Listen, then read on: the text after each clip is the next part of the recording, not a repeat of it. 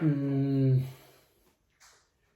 이제 비도 멈추었고, 추석 연휴도 지나가고, 이제, 그동안 이런저런 이유로 미뤄놨던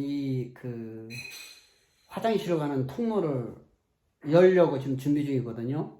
그러니까, 저희 집 구조는 제가 이 집을 샀을 때 황토방 하나에다가 그 옆에 컨테이너 하나가 딸려있는 집이었어요. 네. 그 컨테이너에는 외부로 화장실 하나 있기 때문에 문제가 없었는데, 이번에 이제 증축하면서 안방을 넣다 보니까 안방에도 화장실 하나 더 필요한 거예요. 그래서 이 황토벽 밖으로 이제 황토방 바깥쪽으로 이제 화장실 하나 더 만들었는데, 안방에서 그 화장실을 가려면은 이 통로를 열어야 되는 거예요. 그러니까 결국은 이 황토방 벽을 잘라서 통로를 만들고 건너가서 그 컨테이너에서 다시 화장실로 가는 문을 하나 더 만들어야 됩니다. 그래서 그 작업을 제가 여러 이유를 대고 비도 오고 해서 좀 미루었는데, 얼마 전에 밖에 있는 컨테이너를 자리를 잡고 나니까 이제 이거 급하게 빨리 끝내야 되겠다. 그래서 이제 이 연휴가 끝나면서 저 작업을 하려고 계획을 하고 있습니다. 이 황토방 안에서 이거를 자르게 되면 먼지가 엄청 많이 일어날 거예요. 그래서 저는 이제 요 절단은 가급적이면 저쪽 컨테이너 쪽에서 시작할까 그렇게 계획을 하고 있습니다. 네, 이제 컨테이너 쪽 가서 다시 설명드릴게요. 그동안 제가 이 컨테이너 내부를 사실 공개를 한 적이 없는데, 자, 드디어 때가 왔어요. 그래서 전 주인이 사시면서 사실은 이 컨테이너 안이 부엌도 있으면서 화장실도 들어가게 만들어져 있고, 요거를 이제 거실로 사용했던 공간이에요. 근데 제가 아무리 생각해도 이 공간에서 거실로 사용이 너무 좁고, 그래서 이제 증축을 한 거거든요. 증축을 하고, 아까도 설명했다시피 이제 화장실을 만드는데, 안방 화장실 하나 만드는데, 화장실 여가 있으니까 이 옆으로 화장실 하나 만들면 되겠다 해서 지금 밖엔 다 거의 완성이 다 되어 있어요. 문제는 뭐냐면 저쪽 안방에서 이쪽 공간에 나오는 요거가 지금 막혀있기 때문에 이쪽 컨테이너에서 철판도 잘라내야 되고 또 황토방도 잘라내야 됩니다. 그래서 통로를 만든 다음에 이 안에서 다시 요 코너에 화장실 문을 만들어서 화장실 가게 해야 됩니다. 그 작업을 지금 하려고 준비 중입니다. 예.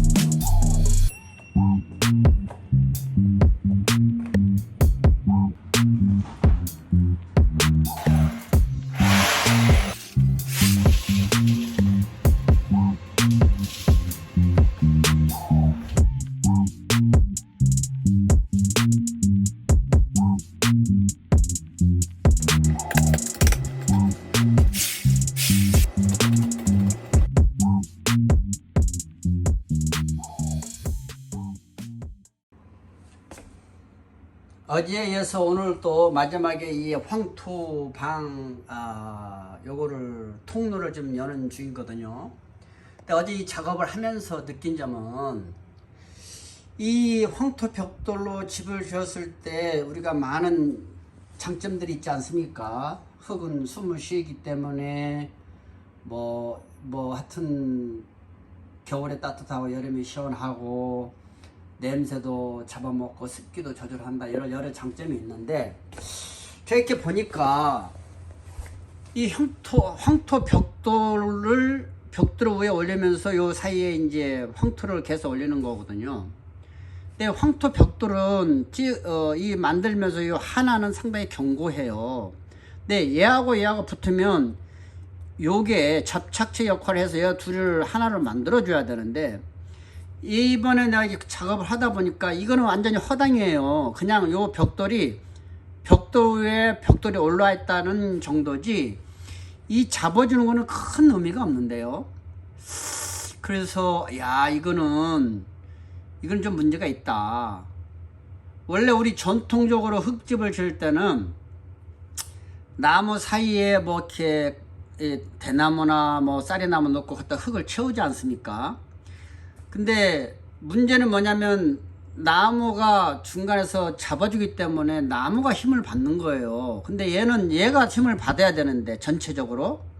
근데 블록백이나 뭐 시멘트 벽돌은 전체가 하나 되는 느낌인데 얘는 하나 되는 느낌이 안 돼요. 얘가 역할을 제대로 하지 못한다는 느낌을 받으니까 이거는 누가 황토 벽돌로 집을 지을 때는 요 문제를 해결하지 않고서는 이게 문제가 있다, 저는 그렇게 생각을 합니다.